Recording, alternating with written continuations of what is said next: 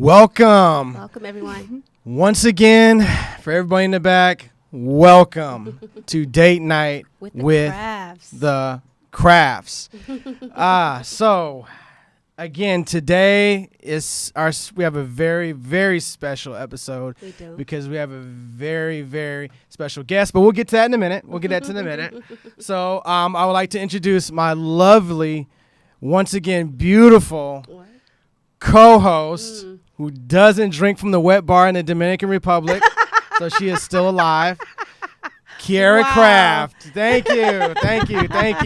Thank you, babe. Welcome again, even though we rode in the same car here. We did. So anyway, today's episode is a special one. It is. Why is it so special? But they're always special to us. They are. Right? Because each of the episodes take a chapter from our life, whether it's been the beginning, the middle, where we are right now. So we're pulling from very, very personal places and we're sharing it with you guys. But today is even more special because we're sharing one of our most special gifts with y'all, right? Yeah, definitely. Right? Definitely. So we'll get to that in just a moment. But today's topic is about relationships and how they impact our children. Right. So very, very, very important topic. And a lot of times, believe it or not, I'm pretty sure a lot of people do believe it, but as you live your life and as you go through your relationships, you really don't see how your kids see it. You don't. And, I was having a conversation. Let's say this. We got married very young. Very young. You were 20. I was 19. Right. We had our first kid. I was 21. You were 22 at the time. So everything has happened for us very young. So we've had to kind of feel our way through. And then we've talked about this before, not having great examples or any examples at all to base our relationship on. No examples. And I try not to let this shit go into a deep, dark ass place. Don't go into the dark. I know, right? Stay in the light, Carolyn. I know, but I'm just saying, I've witnessed some very horrible things. Yes. And so this was something that was very important to me because I was always looking for that relationship that I was like, nah, that's the type of relationship. Yeah, me too. I would want. Me too. Yeah. I only saw that shit in Hollywood. Well, yeah, Hollywood and television because you want to see that it exists because that's kind of what we're told to aspire to. Right. So we want to see that it exists so that we can figure out how to get there, you know. And with us being married so young, having kids so young, and not knowing, we had to find a way to figure it out. So for me, I always try to be the wife that I would want, the wife that I felt like you deserved. Not just the wife and as far as being a mother, I tried to be a mother. Well, I had a great mom. I'll say that. I'm not going to say my mom was not a great mom, but I wanted to be the mother that I would have wanted to have, that I felt like I would have needed, you know? So assessing where I felt like I could have gotten more or where I needed more, and then being that for my children, and being the same thing in marriage. Yeah, that was a hard one for me for the simple fact that fatherhood was very alien to me. It was something like, okay, I'm gonna be honest with you, like even me, I'm made up of like 100 different Hollywood dads and cartoon dads and other. I mean, seriously, I'm like different things. I took all the good. I'm a collage of fucking dads, right? Family Guy and I took all the good, left all the bad. And it's something that it's trial and tribulation. It's one of those things that you start in one place, and then as you grow, you kind of figure it out and you adjust as you get there. Yeah. But it's a very long road. It is. But you learn, and it's one of those things you got to stick with it. It's hard work until the day you die. Yeah. But it just is what it is. Yeah. So, I would say this, like, we talk a lot about like how our parents' relationships shaped us. Right. And what would you say was the biggest thing that came out of your childhood? What was the biggest message that you received about relationships coming out of childhood? I think that one of the biggest ones was compatibility. And I know we mentioned that 1,000 times in the show. We mashed it to death. Yeah. But it was a compatibility that, choosing the right partner, understanding what love is, not confusing it with lust. Yeah. Not confusing it with just attention, but someone that actually cares about who you are in your down to your being, down to your core. Yeah. And then growing and moving on with that part of it. Yeah. It's easy for someone to mistake a fuck buddy for something that's going to last and be around for a long time. Yeah. It may seem like that in the moment. Well, it's true because some people interpret being touched as love. Right. So when they're being touched, they feel loved, so they connect that love to the person. Right. They connect that love to the relationship, know. Right. And that's where it goes astray, because sex is bigger than the physical. Love is bigger than the physical. A relationship is bigger than the physical. Right. So when you have to build it out and become more than that, that's where the problems occur. I think for me, the biggest... I was just about to ask, so what about you? Yeah, well, for me, it was like... control was a big thing with me growing up. I was very controlled. My life was very controlled. I felt like I didn't have a say about anything, not even to, sometimes what I would eat, what I would wear. And I was, as we get on, we talk a lot. It's such a big thing to unravel. But you'd have to know my full story to truly understand. It's not as cookie cutter as a lot of people would assume, because I'm so bubbly and over the top. It was kind of a nightmare a lot of the times. But for me, it was control. I never wanted to be in a situation or in a relationship with somebody that felt the need to control me. Right. So I had to figure out a way to build a relationship where I could still be free. Yeah. And that is, once again, that takes a lot of work and understanding. It does. And we still work out the kinks. Thanks to God, you understand that about me, that I have to have a certain amount of freedom. But I got a certain amount of reasoning level though, so that comes into play. But yeah, it's something you can learn. It's not nothing it's impossible. It's something that you learn and you adapt as the years go on. But when you love people, you adapt to them. You figure out a way to connect to them, and when you run out of ways to connect, you create new paths to connect. If you really want to be together, right. So that was my biggest thing growing up. I didn't want to be in a relationship. I didn't want to have that. Marriage or thing like that, because I always felt like it would be too controlled, and I was controlled so much of my childhood and growing up that I didn't want to continue on in my adult life like that. And see, that was the totally opposite. I was free. Yeah. And I mean free, I mean fucking free. Yeah. I mean like sometimes my mom would come home and then she'd be like, all right, and she would go off and do whatever she's going to do, and I would have all the time in the world to do whatever I wanted to do. Yeah. And there was a certain level of just like, whatever, it was like a butterfly, just floating around wherever the wind blew. So I grew up with a sense of complete freedom and zero control, and you just kind of live it, life on the whim like that. So it was definitely different. And my mom adopted that same way with her relationships. Yeah. She was the same way. Same thing. She did. Control was just like, nah, we're not doing that. Yeah. She didn't even believe in the typical structure of a relationship. So it. Definitely different. But that was a different time. That was the 70s, 80s. Yeah. But as we... Speaking of moms, though, I had a conversation with my mom a week or so ago. Don't worry, Mom, I'm not going to tell you business. I just want to tell my business. But, a lot of the times as parents, as adults, we look at the things that we're going through in our relationships. We look at, all of these things, these stories that are coming out of our life surrounding relationships. And we only look at it through the viewpoint of what we went through. Right. Like, that was a bad relationship for me, that relationship hurt me in this way. And we become very self-centered around how the relationship impacted us as adults. Yeah. But I was telling my mom what she didn't understand is that when she was going through those things in her relationship, we were right there with her. And those things were impacting us. Those things were the beginnings of our story. Right. We were there when abusive things would happen. We were there, when my mom had to get up and run and move, we had to get up and run and move too. So our opinions about relationships, our opinions about love, our opinions about men were being shaped in those moments, So, and then having our conversation last week with Kyla, we were talking about how I grew up. Kyla. I know, right? Hey, Kyla. how I grew up, having a very negative opinion, and she grew up with her parents. I wanted to find out from, in our life right now, how we're shaping the thoughts and the opinions about relationships. Yeah, and good love. and bad. Good and bad. Good and bad. To our children. Right.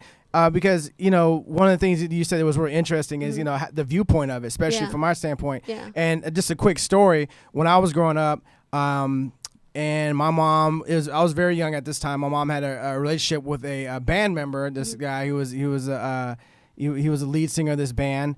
And I thought it was the best thing in the world, right? So from my viewpoint, we would come home, he would stay up late at night with me, he'd watch cartoons with me, we would go out sometimes in the middle of the night and go to the arcade and go play games early in the morning on the fucking school night and all this shit. And I was like, this has got to be the most awesome stepdad I can ever think of in the history of stepdads, right? Well, yeah, he was on coke half the time. Yeah. He was on drugs half the time. So then he was like, he was like a kid. Yeah. But my mom was like, this is the most fucked up relationship ever I'm having with this guy. Yeah. But me, from my viewpoint, it was the dopest thing ever. Yeah. So that's what what we mean by that is the fact that it could have been good for her and bad. And bad for you or bad for you and good for her. Yeah, vice versa. Yeah. So you never know what the standpoint is until you really get down to it and talk about it. But you have to understand though that your children are in that relationship too. Yeah, your children are involved in that. And that's the reason why that a lot of times, especially in the most recent string of bullshit that's been going on in H-Town, the recent death of the young girl. Yeah, Malia Davis. Yeah, Malia Davis. And, the parents are involved in this and the way they're involved with this and the whole how the story begins and how it ends. It's tragic. And it's so tragic. Yeah. And the parents are so involved and they're not even aware of who they're bringing home. Yeah. They're just so involved with who they're dealing with. Yeah. And another friend of mine, he posted a video, and I don't know if I tagged you on it, but it was I couldn't see on the faces, but it was a mother in the kitchen and she was sweeping, and the daughter came to her and said, "Your boyfriend is touching me," and she got mad and she got upset, and I mean that video had everybody heated. It did because even in that interaction, she's teaching her daughter what to accept from a man. She's teaching her daughter that she's not safe. Exactly. She's teaching her daughter so many things in that moment, and then she's not protecting her. Nah. But without further ado, because this is the premise of the show, is to figure out so the name of the show is out the mouth of babes, because I know I'm kind of religious. Anyway, okay. But I wanted to bring on our first baby, Amaya. Welcome, Amaya. Hi. Welcome, Amaya. Yeah, she's in the hot seat today. Looks just like me. Yeah, she does. See? I must have been like really pissed. Oh right. I must have been really pissed at you when I was pregnant. Right. But this is my one and only. This is my beautiful daughter. Yeah. Amaya. This is his one. This is the one that he has put all of his debauchery, as you can see. Over the top. Oh, I know, right? Show business, everything else. That's my baby. Yeah. That's my so baby. Welcome, Amaya. Well, welcome. hi. Welcome to the show. Hi. Welcome to the show. You ready to answer these questions? Yes. Are you nervous? No. Don't be. This is just conversation with me and Dad. Because, you think you're doing a good job as a parent. You think that you are communicating the messages that you care about to your kids, but you don't really know. Like, you can't say I'm a good mom or I'm a good dad or I'm this or I'm that, because you're not being a mom to yourself or a dad to yourself. So we wanted to bring Amaya on to kind of give us some feedback, and so to help us understand through her lens what it's like living in our home, being raised by and I know that I'm doing an excellent job. No, so this is going to be more towards a report card for your mother. No, it's not. So I want to say that this is just about you, because I know that I've done an exceptional job as a parent. To all of you too, I'm kidding. Right. But no, seriously, Amaya, welcome. Hi. Welcome. Amaya, I just want to kind of give everybody a quick overview of your life. You born into this world with two young, very wild, very immature parents. Very, very sorry. What did you say, Amaya? What did you say about the hug thing?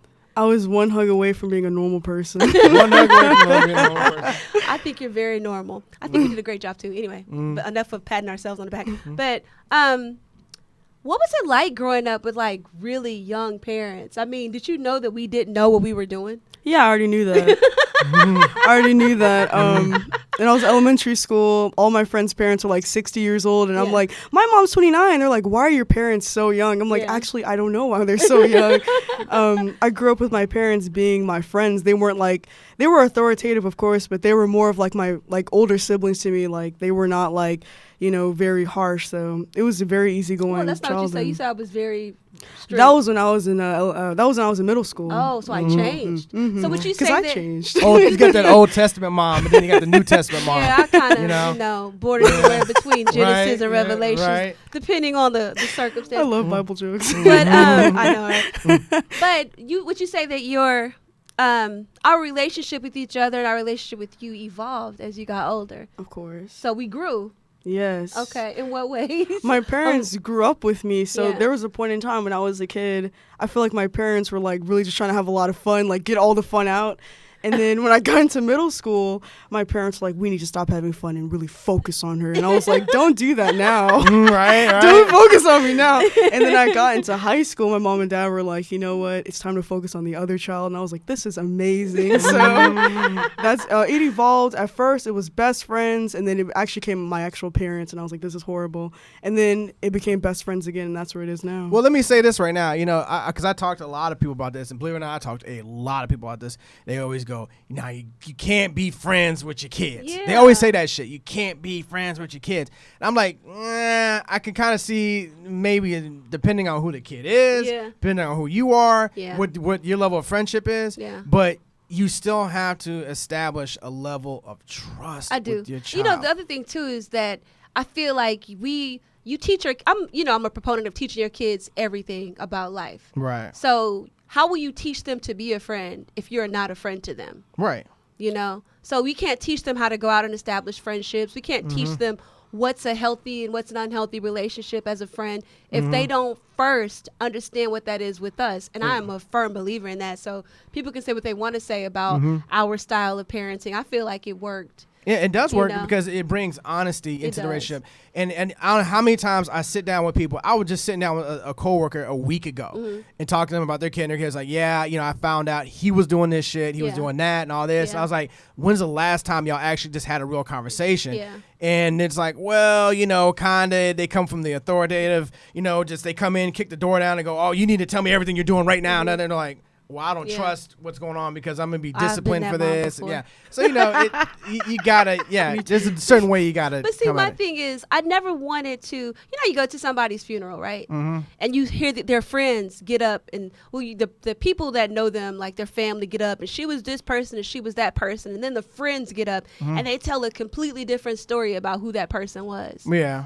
And I want that story. Right. I want that relationship with anybody that I love, from you to my children to everybody. So I felt like if we lowered the consequence a little bit, not too much, but a little bit, to give them a little bit of room to make mistakes, to fuck up here and there without that fire and brimstone, hell, fire, that type of speech coming, Satan which is what I got. Yeah. Mm-hmm. Be careful when you go to bed tonight. Satan's waiting for you. Right under the fucking bed. Right? Yeah, I know. Like, I felt like my childhood was, I feel like they would be more open to let us in a little bit more and we would get to know who they were. Right. So back to Amaya, because, me and Dad will take over. I wanted to know, how has our relationship, me and Dad's relationship, shaped your opinion about like love and relationships? I'm not even talking about marriage. I mean like love and relationships. From watching you and Dad, especially like growing up, I learned that like whoever you're romantically with is supposed to be your best friend. So somebody that I can actually like spend time with. I like a lot of people that I meet will tell me like they look at their parents and like, you're supposed to have somebody that you're supposed to basically have like a roommate with that like helps you, pay bills and they'll help you raise your kids. And I'm like, I wanted somebody that like, if I wanted to just like go down to the beach, I can just randomly with them. I don't have to bring my friends just to have a good time. That's what I learned from y'all. That you have to be friends. Yeah. That's true. You have to be best friends. Yeah. I agree with that. Definitely. Interesting. She sees us this way. And I'm going to be honest with you guys. We have these conversations, but, even the way we're doing it right now, we're still hearing this standpoint from the first time. This is not rehearsed bullshit, regurgitated. And I told her I didn't even want to know. Like when I gave her the list of questions and some stuff we'd be talking about, I told her I don't want to know. Yeah. Because I want to hear it for the first time, and I want to see my surprised face. Yeah. I'm like, no. No, I was playing. Yeah, I know what you're saying. No, I know what you're saying. No, I want to be able to answer and respond honestly. Honestly. Yeah, I want it to be rehearsed. Exactly. So I know that you're in a relationship, but you're in a relationship. Yes. How long have you been in a relationship? I've been in a relationship for 4 years now. Really? Yes. How many relationships have you been in? One. Yes. Okay. So here's my fear. I'll tell you that. Ooh.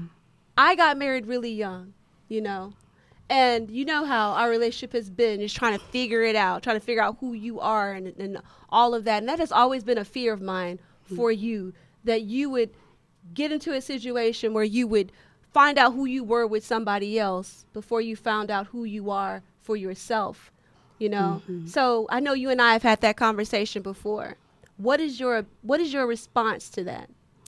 You don't really have to worry about that. There's a lot of things that I do for myself, a lot of things that I go out and do by myself. A lot of people that I know are in relationships, and that really dictates who they are and like what goes on with them, which is not. Every time I introduce myself, it comes, I'm Amaya first, and then I'm this, but that does not dictate who I am. I'm actually finding out myself. I still make plans and make, dreams for myself. And then if he still is in there down the road, then we can, put our plans together. But I never, no, it's like the alphabet. I come before you. It's just, that's how it works. Like, I don't know. Like, I'm a very selfish person. No, that actually kind of scares me. I don't want to do that. Like, I don't like marriage. You don't like marriage? No.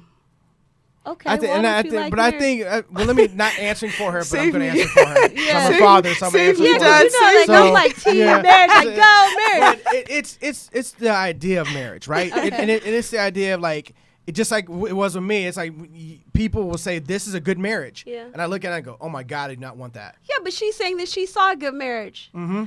I saw a good marriage, but I saw also that you didn't necessarily have to get married in order to be with this person all this time. This is a millennial thought. Kyla said the exact same thing. Mm-hmm. I'm gonna marry, but for tax benefits. But I'm not gonna be out here like it's called super shacking. How'd you go super shack? Super shacking. I'm gonna start collecting like a list of like all the words and terms that we pull out of this show. Lord. Yes. Yeah. Yeah. There it is. It's called super shacking. So yeah, it's just the ideology and the whole thought of just like, we can just be together, but we don't have to include the government. But I like to include the government because I'd get government involved so your mom won't leave. Yeah. I already knew that, but it's like whatever. Tell the government, come on. Yeah. The government has to be involved. So. Oh. Right. But no, I totally get that. And I respect that. And I know like a lot of older people, old heads, as they say. Yes. Old heads. Yes. Old heads. Yeah. Just completely hate it. Like, but no, I mean, I understand it because, the relationships are changing, and the view of them is changing. It's not this ancient, biblical way of thinking.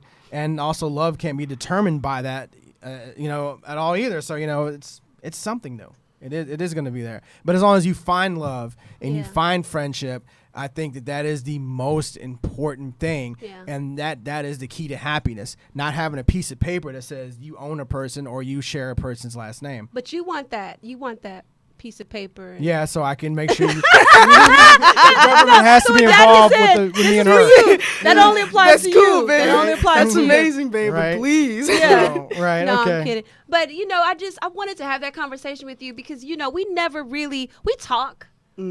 But we never really know what messages are being passed down to you. Me and Dad have this thing that we talk about. You can either be, you can be a great example or a cautionary tale. Yep, you can be a great example or a cautionary tale. Yes. And a lot of people are cautionary tales. And there's nothing wrong with that because that's what makes the world go around. I've seen a lot. But there's a lot of people that I can look at in a relationship and go, yep.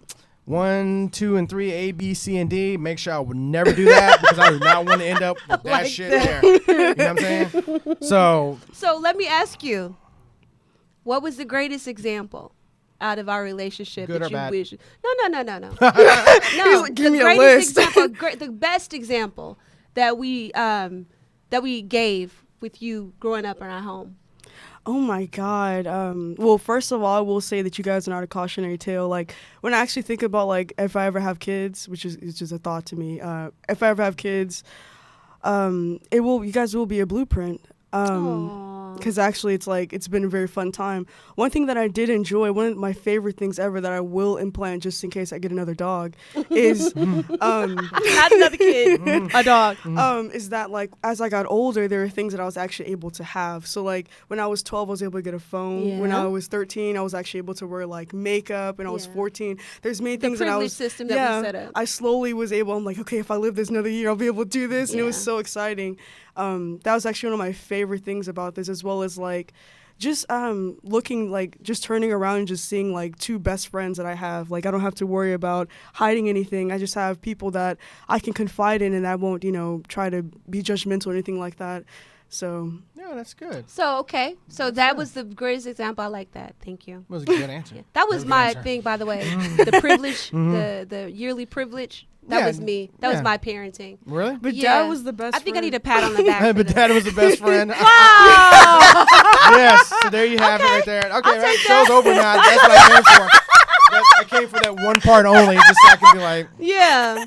Okay. Thanks. I think that Gabriel would say that I was the best friend, though. Well, yeah, of course, because he's a mama's boy. Gabriel's a mama's boy. Well, at least hey, as long as one of them agrees that I'm the best, it doesn't matter. Well, it's because always, as a mother, you worry, and it's natural. And then as you worry, and as I tend to see you worried, and I'm like, okay, so let me go talk to Amaya and go talk to Amaya. So I just spend a lot of time talking. No, I to know Amaya. you're a very good father. That's one thing that I've always like really respected about you is like even not having a father or having that example. I think you need to know that. Like you have done a phenomenal fucking job being something that you never saw. I know, because I was raised in these streets. You know what I'm saying? I didn't have no, you know what I'm saying? It was my buddies and everything. That was that type of lifestyle. So I didn't know. But no, thank you. Thank you so much. No, but they are lucky to have had you. I can't even imagine what my life would have been had I had a present, loving father. I know, right? Same here. Changed some things. I know. So it's a gift. It is a gift, and it's a beautiful thing. It is a beautiful thing. And because Father's Day is going to be here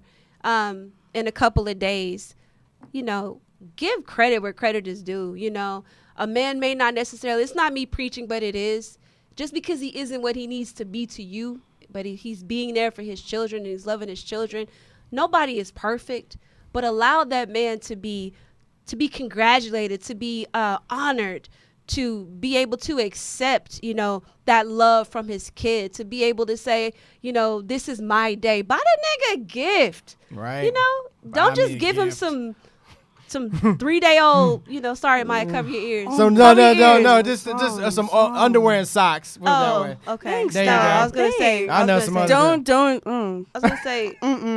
Stop. Right. I'm kidding. I know. Be like Father's Day is like the same pussy again. Yeah. I know. Sorry, I you know. grown now. I'm prudish. You're so I'm 20. very Same prudish. shit I get on my birthday. I'm very. Yeah, right. I'm But prudish. the thing is, your Father's Day is the day after your birthday. I know, so right? for you, if you just getting Yeah. the same day. Feel about any better. I'm underage. I know. Okay. All right. But yeah, I know what you're saying. I know what you're saying. Yeah. But okay. Well, dope. I know, right? Dope. But thank you. I just want to thank you for coming on the show. Thank you. Yeah. Like, we Thank you really so much. appreciate you because we crazy, you know. Yeah. I tried to keep it as PG as possible because Thank I know you. you hate when, it gets left. I hate anything. I Yeah, know. we didn't do none of that TMI shit. We No. know last night your Yeah. mom. Oh, dude. Oh, dude. So Yeah, we're speaking good. of that, no, I'm We're kidding. good. I know, right? Somehow I Blast the leave. picture real quick. What is that? You forgot to blur her out. One more question before we close this thing out. What is it? Do you have a healthy or unhealthy view of relationships? I have a very healthy view of relationships. Actually, I see relationships as like as soon as I have a problem or something like that, me and Nick will actually stop and we'll actually sit down and talk about everything that's going on and how we feel about it and what we can do to compromise, both of us to compromise to fix it. So That's not what I be hearing, but okay. I mean, it is a bit loud, but we get to it. We're still here. We're together. whatever. But that's our time. We want to thank y'all for tuning in. This was a little bit more toned down a little bit. Our baby was on the show with us, so we had to, Yeah, so we had to tone it down. We had to Yeah. keep it short because Yeah. it didn't get too out of hand. Not with Yeah. my daughter here and all that shit. So But for y'all, we want y'all to share it. We want y'all to go look at it. It's date night at date night with the crafts on YouTube, Facebook, IG, Twitter, iTunes, Spotify, everywhere. Go subscribe, share, talk about it. Get talk into the about discussion. it. Get at us. Let us know what your opinion is. Yeah, share your thoughts always. Questions, all that good stuff. We want to hear from you, so let us know. Yeah, and we're going to be celebrating this date night. Is Justin's birthday and it's Father's Day. So he has no idea. But this shit is going to be lit. I'm going to let the kids come for the first half, and then they got to go. Okay. Yeah, because it's going to get that. Oh, man, some Circus Olay type shit up in that motherfucker. All right, good. The Blue Man. The Blue Man Circus Olay. Oh, man, it's so awesome. But it's going to be debauchery to your heart's content, baby. I promise. May I survive the night. I hope so. Yeah, it's like the long night. You may not. In the Game of Thrones. Yeah, the longest night. The longest night ever. But again, thank y'all for tuning in. Share your stories. Again, for every time somebody shares a story, we're going to send you out a t-shirt. Oh, thanks to Clayton Walker. He shared his story about his freaky tales with us. We appreciate that. I'm going to put that on the page today so y'all can go and check that out. And that's it. We thank y'all again for tuning in to Date Night with the Crafts. Stay tuned for another episode next Friday. Yes. Next Friday, be ready. We'll post pictures and talk about what we did for Justin's birthday. That's we'll have a lot to talk I about. think there's going to be a lot to talk about. Yeah, actually, that'll probably be the topic of the next show. It will be. Okay. So anyway, we'll get to that. So anyway, thank y'all for joining us again. Yes. And like I said, see you in the future. Yes, thank y'all for tuning in. We love you. Love you. Mwah. Bye. Bye. Thank you, baby. All right.